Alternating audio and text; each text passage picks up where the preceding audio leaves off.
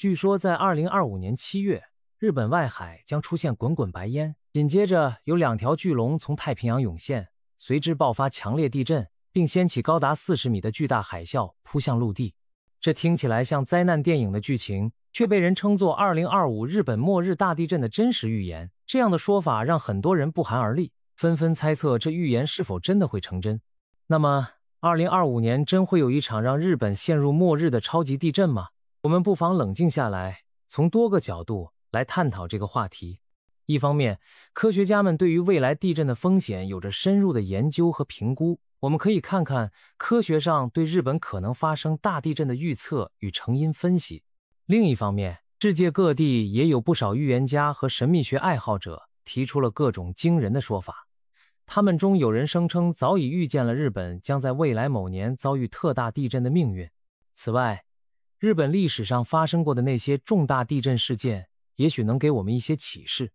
让我们了解大地震的周期与影响。最后，我们也会谈谈如果真有这样的大地震降临，对日本社会可能带来怎样的冲击，日本政府的防灾措施是否充足，以及民众又是如何做准备来应对随时可能发生的天灾。让我们从头开始，一起揭开这个2025最震撼预言的神秘面纱，看看传言中的日本末日大地震到底有多少可信度，又有多少只是耸人听闻的猜测。首先，从科学的角度来看，日本确实是一个地震高风险的国家。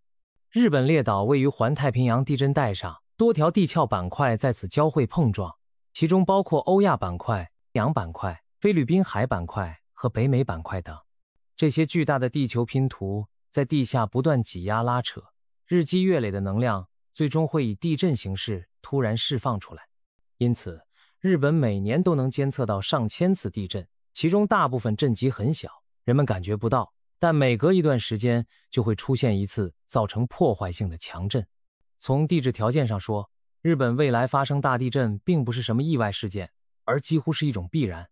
那科学家有没有预测过2025年前后会有大地震呢？科学上很难精确预言地震发生的年份或日期，但是可以根据历史规律和板块运动速度来估算发生时期。日本政府的地震调查委员会定期评估各地区发生大地震的概率。最新的评估显示，在日本南部沿海的南海海槽地区，未来30年内发生瑞士规模8到9级超级地震的概率大约有80%。这意味着科学界认为，在2050年之前，这片地区极有可能发生一次毁灭性的大地震。2025年作为这30年期间的一部分，当然也属于风险较高的时间段之一。所谓南海海槽特大地震，是指在日本西南部太平洋岸外的板块隐没带上同步发生大规模断层破裂的事件。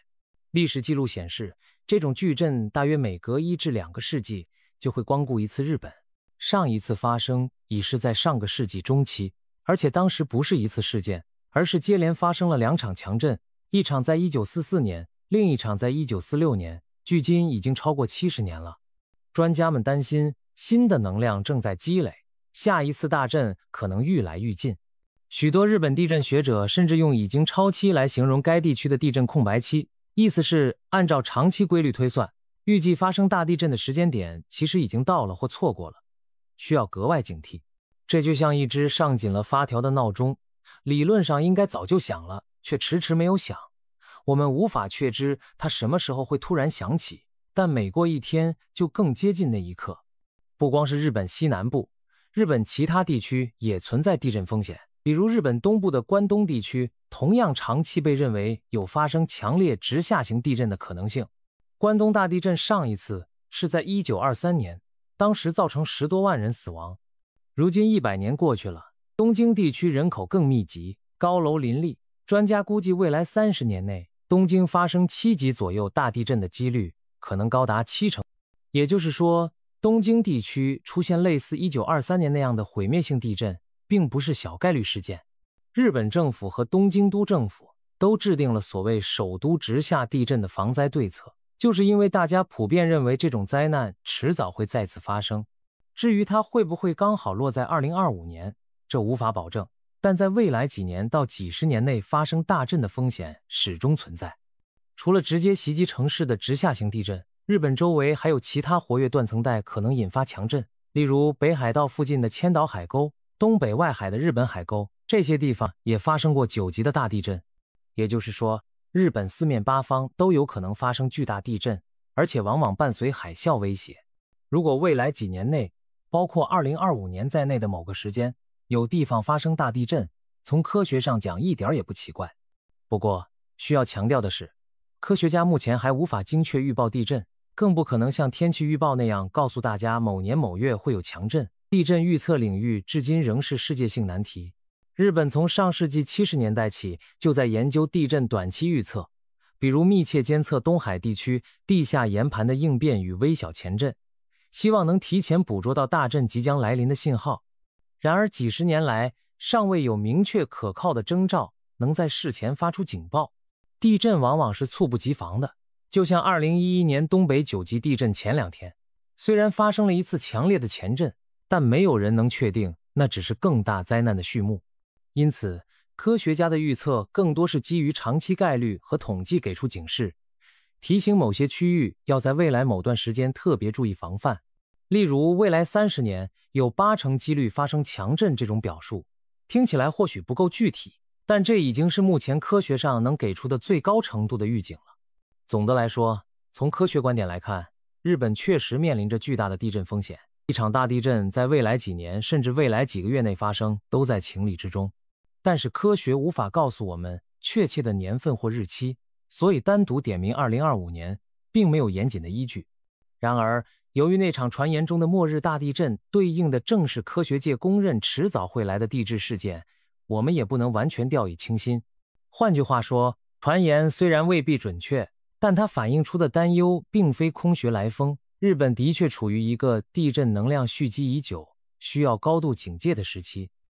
接下来，我们把镜头转向那些预言家和神秘学人士的说法。毕竟，当科学家不敢断言2025年是否有大地震时，民间的预言却已经传得绘声绘影。这些来自世界各地的预言，有的听起来颇为神乎其技，让人半信半疑。我们就来盘点几个最受关注的未卜先知，看看他们对未来日本大地震是怎么说的。首先要说的是一位日本漫画家龙树亮，他并不是专业的预言家，而是一位在1990年代活跃的漫画创作者。不过，让他声名大噪的是一本带有预知梦题材的漫画作品，名字叫做《我所看到的未来》。在那部1994年出版的漫画中，龙树亮记录了自己多次梦境成真的经历。据说，漫画中提到的15个梦境预言，事后竟有12个半已经应验。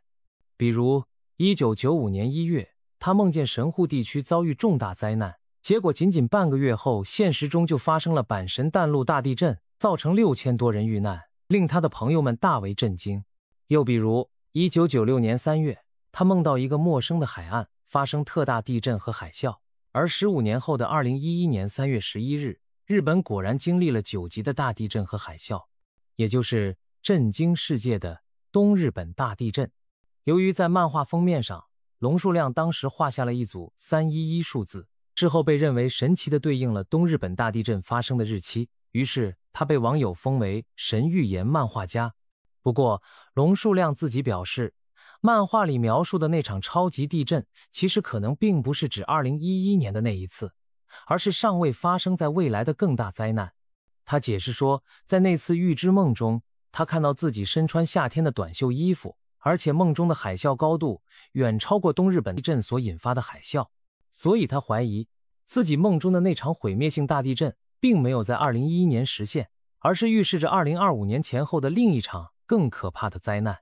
龙树亮透露，在梦中他看到日本近海的海面冒出大量白色气泡，随后太平洋上出现了2条巨龙翻腾，其后便发生巨大地震和海啸。梦中有人告诉他，这场灾难发生在7月初的一天清晨，许多人解读为2025年7月5日凌晨。这个细节听起来令人脊背发凉，假如真像他所说，那可谓对时间地点都预言的精准无比了。随着2025年的临近，龙树亮的这则日本毁灭性地震预言在网上不断发酵，引发不少讨论。有些人深信不疑，认为他过去的梦境都陆续成真，因此2025年这场噩梦也逃不过实现。也有人保持怀疑态度，认为或许只是巧合。无论如何，龙树亮的预言给原本平静的科学讨论平添了一份神秘色彩。接下来，我们看看国际上知名的预言家。说到预言，很多人第一个想到的就是16世纪的法国人诺查丹马斯。这位古老的占星师在400多年前写下了大量晦涩的4行诗，被后人解读为对未来的种种预测。他最有名的预言之一提到1999年夏天会有可怕的灾难从天而降，不少人曾经恐慌地以为1999年世界末日将至。虽然那一年人类安然无恙地度过了，但近年来有预言爱好者声称，诺查丹马斯的预言中还提到了21世纪20年代的灾难。有人解读他的诗句，认为在2025年前后，欧洲可能陷入战乱和无政府状态，甚至会爆发古老瘟疫卷土重来，导致人口大减。一些人将这形容为新的世界末日开端。虽然诺查丹马斯并未明确提到日本大地震，但如果真的出现全球性的大灾劫，日本遭遇毁灭性地震似乎也就在这恐怖图景之中了。除了远古的预言师，我们再来提一位20世纪的传奇人物，保加利亚的盲眼预言家巴巴万加。这位被称为龙婆的盲人女性，据说曾准确预言了多起世界大事，包括苏联解体、911事件等。坊间传闻她的预言命中率高得惊人。对于2025年，巴巴万加也留下了一个相当惊人的说法。他预示在人类历史上，末日将在2025年开启。他的断言是，欧洲有2个国家会爆发严重冲突，不仅造成巨大伤亡，还可能引发全球性的毁灭战争。尽管他说人类最终灭亡要到几千年后，但2025年被他点名为灾难的转折点。这样的预言无疑给2025年笼罩上一层更加阴森的末日氛围。试想，如果世界在战火中动荡不安，自然灾害接踵而至，真可谓多事之秋。再说回与日本地震更直接相关的预言，有一位近年来在网上颇受关注的印度少年预言家，名叫阿南德。他以占星术见长，据称曾经提前预告过2020年前后全球大流行病的到来，因此一度吸引许多人的眼球。对于即将到来的2025年，阿南德也提出了让日本和亚洲地区民众紧张的预警。他在公开演讲中表示，2024年底到2025年上半年，由于某些特殊的星象排列，南亚和东亚的水域相关地区可能发生重大天灾。他具体提到了南方的海域可能出现强烈的地震与海啸。一些解读认为，这暗指在中国南海或日本南部海域会有大地震发生。碰巧的是，就在最近，日本政府的专家也频频提醒公众提防南海海槽的大地震。前面科学部分我们提到的那个高几率事件，甚至有日本和台湾的地震专家直接指出，南海海槽地区未来发生8到9级强震的几率高达80%，更有可能引发毁灭性海啸。阿南德的预言和科学界的担忧产生了一种微妙的呼应，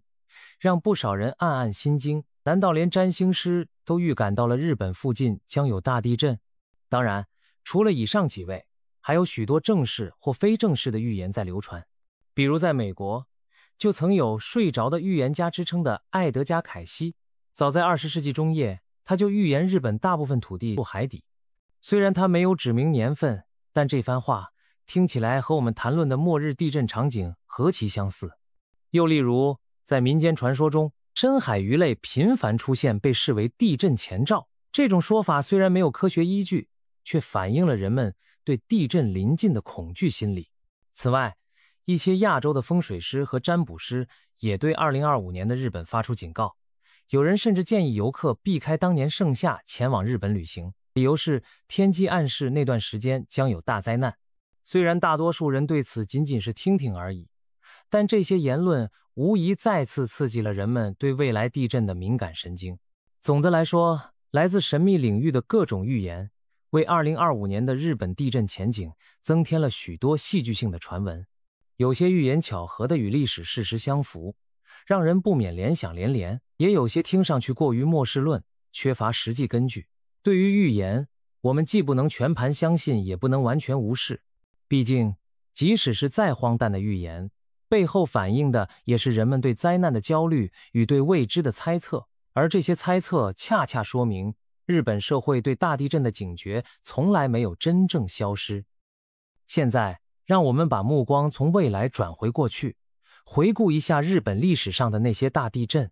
透过历史，我们也许能窥见规律，获得一些启示。日本有文字记载的地震史可以追溯到古代，在公元869年，宫城县仙台附近发生了一场巨大地震，史称贞观地震。这场地震引发的大海啸猛烈冲击了东北地方的沿海地区，甚至让内陆平原一片汪洋，造成大量伤亡。千年之后的研究者在地层中发现了当年海啸留下的沉积物，才确认原来历史上曾有如此规模的灾难。这正是2011年东日本大地震前人们忽视的线索。如果早些重视古代记录，也许会对海啸风险有更深的认识。进入江户时代，日本也多次经历强震，例如1707年的宝永大地震，震级约8.6级，是史上一场多个断层板块几乎同时破裂的超级地震。宝永大地震的威力极强，不仅在关西和四国地区掀起巨浪，还直接诱发了日本著名的富士山喷发。这是富士山至今最后一次喷发，显示了大地震可能引起连锁灾害的可怕一面。又如1855年发生在江户的安政江户地震，导致数千人伤亡。当时人们迷信地认为地震是鲶鱼在地下翻身所致，甚至画了很多鲶鱼的讽刺画来宣泄恐惧。这些传奇虽然带点迷信色彩，但也说明日本民众早在前科学时代就深刻体会到地震带来的巨大破坏。明治维新以后，日本的都市化进程加快，但地震灾害并未远离。明治33年，本州东北部沿海的三陆地区连续遭受巨大海啸的袭击，其中1896年的明治三陆地震引发的海啸高达30多米，卷走了2万多条生命，其威力甚至让远在夏威夷的海面都出现波动。这让人们首次意识到，地震远在外海也能带来毁灭性的巨浪。接着在1933年，昭和三陆地震再次袭击了同一地区，虽然死亡人数较少，但仍造成数千人丧生。三陆沿岸居民世世代代流传着见到海水退去就赶紧逃向高处的教训，正是源自这些惨痛经历。谈到日本的大地震，就不能不提1923年的关东大地震。这场地震发生在9月1日中午时分，震中位于神奈川县相模湾海域，震级约7.9级。关东大地震几乎夷平了东京和横滨2座大城市。由于地震引发的火灾四处蔓延，整个东京陷入火海，无数房屋焚毁。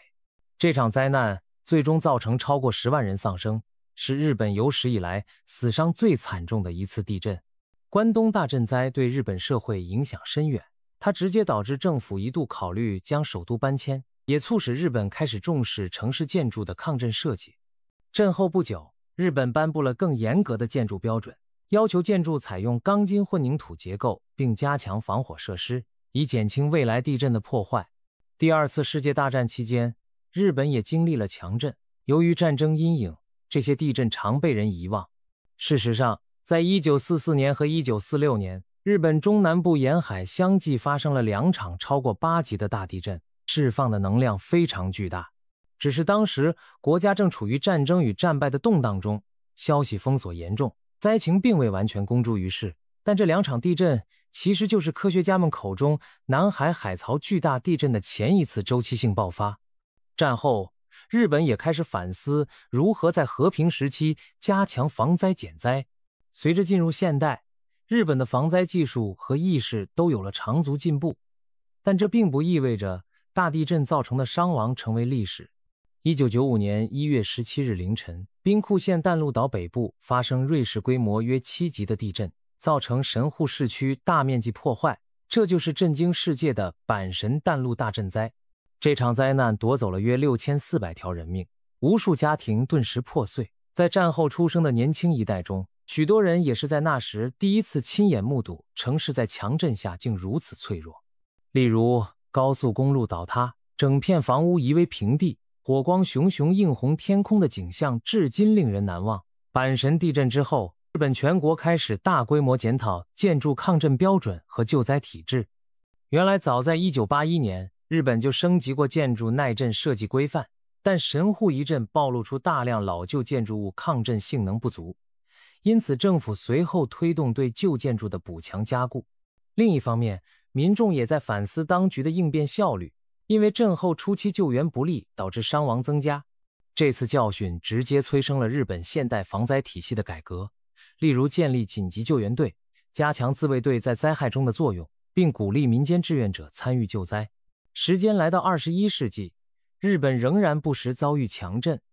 2004年，新舄县发生了新舄中越地震，山区的村落因地滑与土石流受创严重。2007年，新舄县近海再度出现强震，并波及当地一座核电站，好在没有引发辐射灾难。真正令全世界震惊的，还要数2011年3月11日的东日本大地震。那天下午，日本东北地方外海的地壳突然大幅破裂，短短数分钟内释放了相当于数十颗原子弹的能量，地震规模达到9级，为日本观测史上最强。更可怕的是，随之而来的大海啸吞没了大片沿海城镇，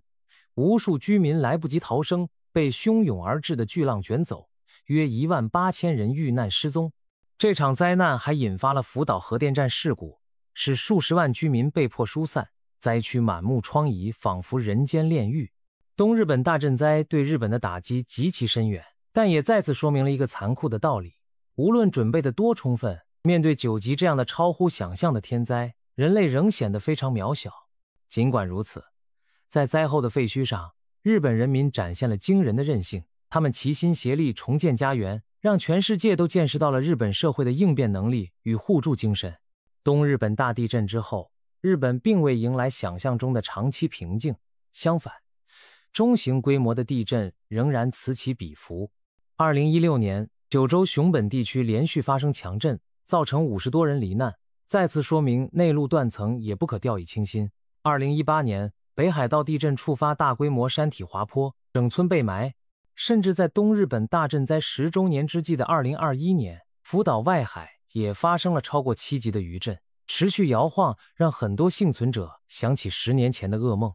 可以说，日本各地的地震活动从未停歇，只是威力或大或小。历史经验告诉我们，巨震往往就是在这样不经意的时刻突然袭来。正如一句著名的谚语所说，地震总是在人们忘记它的时候到来。每当人们稍稍懈怠，大自然就会发出新的警告。从历史中汲取教训，日本社会逐渐明白了与地震共存的道理。既然无法避免地震的到来，就只能想办法将伤害降到最低。每一次大地震过后，日本都在废墟上总结经验，改进技术，完善制度。正是因为经历了这么多灾难，如今的日本才能拥有相对完善的抗震建筑、紧急救援体系和防灾教育。历史的悲剧换来的是更宝贵的防灾知识，这些知识也许正是在未来救人于水火的关键。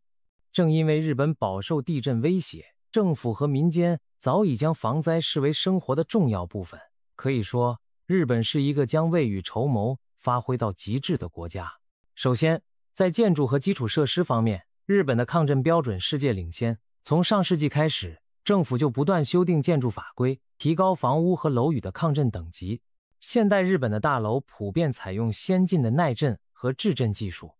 比如在高楼底部安装巨大的减震装置，或使用特殊钢材让建筑能随地晃动而不倒塌。走在东京的大街上，你或许看不出这些高楼有什么不同，但它们内部往往藏着黑科技，能保证即使发生强震，也只是摇晃而不坍塌。老旧建筑则通过加固工程来提升安全性，许多居民住宅都在墙体内部装上了钢架或减震板，一些房屋内的家具电器也用绳索和扣件固定，防止地震时倒下砸伤人。政府还要求学校、医院、商场等场所定期检查建筑结构，确保达到抗震标准，一旦发现隐患，就会限期整改。在预警系统方面，日本是全球少数拥有完善地震预警网络的国家。气象厅部署了数千个地震监测仪，实时监控全国的地壳活动。一旦侦测到强震波开始传播，电视、广播、手机就会在震波抵达前几秒到数十秒自动发出刺耳的警报声，提示人们地震来了。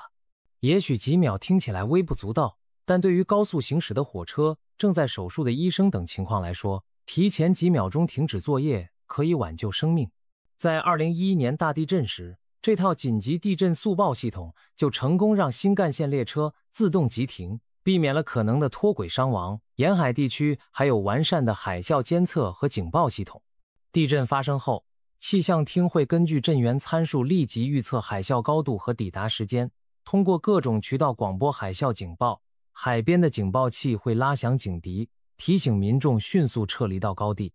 有些城镇甚至修建了防波堤和海啸避难塔，以在紧急情况下提供临时庇护。除了硬件和技术，日本非常重视防灾教育和演习。每年9月1日是日本的防灾日，全国各地都会举行地震避难演习，纪念关东大震灾，并提醒民众居安思危。学校从幼儿园开始就教育孩子，遇到地震时要如何保护自己，例如告诉他们要躲在桌下并保护头部。老师定期带领学生进行消防和避难训练。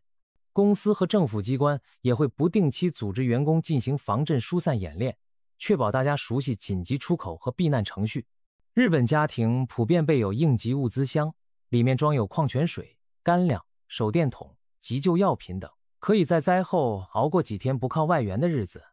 一些注重防灾的家庭甚至给每个成员准备了防灾头盔、防烟、面罩和哨子，以备在地震来临或火灾时使用。政府也鼓励民众下载防灾手机应用程序，及时获取预警信息和避难指南。在城市规划层面，日本各地都划定了避难场所，通常学校操场、公园或空旷的广场被指定为地震后居民的临时避难点。街头可以看到指示牌标明了最近的避难方向和距离。社区邻里也常组织防灾训练，邻居们一起学习如何使用灭火器，如何从废墟中救人等技巧。日本还建有多座防灾教育馆，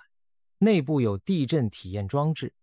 让民众亲身感受强震摇晃，并学习正确的应对方法。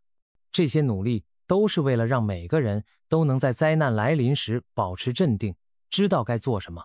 政府的应急响应机制也相当健全，一旦发生大地震，日本政府会立即成立紧急灾害对策本部，由首相挂帅统筹救灾工作。自卫队、警察、消防和医疗队伍会火速赶往灾区展开救援。日本自卫队在阪神地震后被赋予更大权限，能更快速地出动协助地方，甚至在必要时强制征用民间设施。2011年东日本大震灾发生后，不到1天时间就有10多万名自卫队员投入救灾。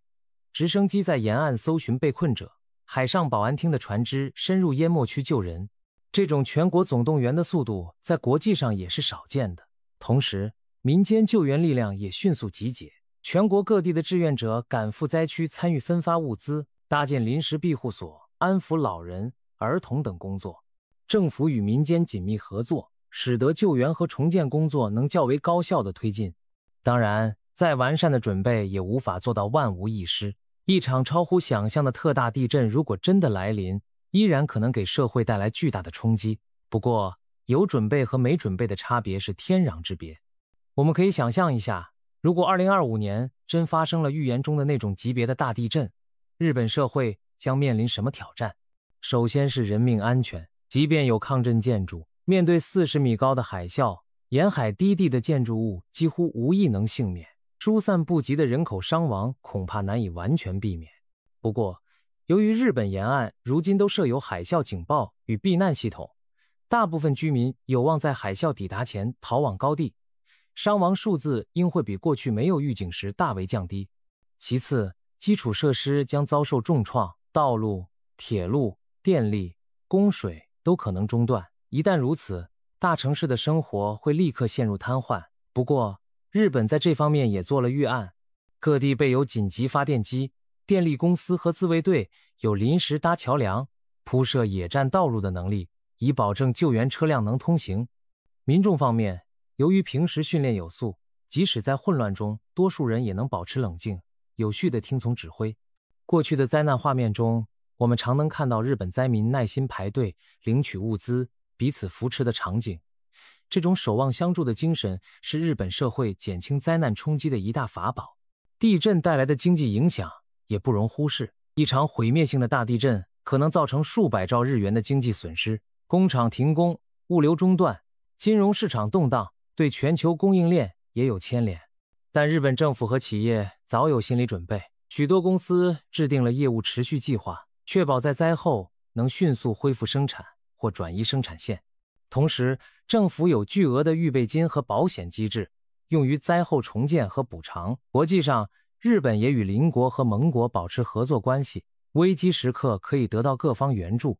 比如东日本大震灾时，就有多国派出救援队和物资协助日本渡过难关。可见，日本并不是孤军奋战，而是将防灾体系延伸到了全球伙伴关系。总而言之，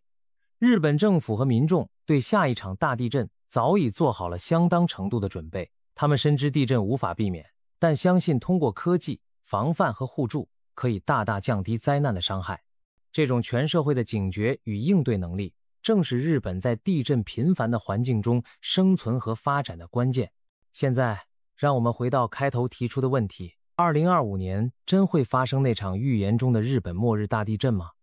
答案也许只有等待时间来揭晓。正如我们所探讨的，科学上没有办法精确地指出某一年一定会有大地震，但日本周边的确累积了足以引发巨大地震的能量，未来某天发生强震是迟早的事。那些耸人听闻的预言虽然未必可靠，却提醒我们不要忽视潜在的风险。与其过度恐慌某个特定日期，不如时刻保持防灾意识，把每一年都当作可能发生地震的一年来准备。对于日本而言，大地震既是毁灭性的威胁，也是推动社会进步的契机。正是因为经历了无数灾难，他们才能在逆境中锻造出坚韧不拔的精神和周全细致的防灾体系。无论2025年是否发生大地震，日本都会继续完善这套体系，教育新一代如何在地动山摇时保护自己，研发更先进的技术来预警和抗震，并与全球分享经验。对我们每个普通人来说，日本地震的寓言故事既发人深省，也给了我们一个提醒：大自然的力量不可轻视，但我们可以通过知识和准备去减少伤害。寓言也好，科学也罢，最重要的是从中汲取对未来有用的教训。当谣言满天飞的时候，冷静想想历史和科学的证据，也许就不会被恐惧支配。相反，我们应该将对灾难的敬畏转化为行动，提前做好准备，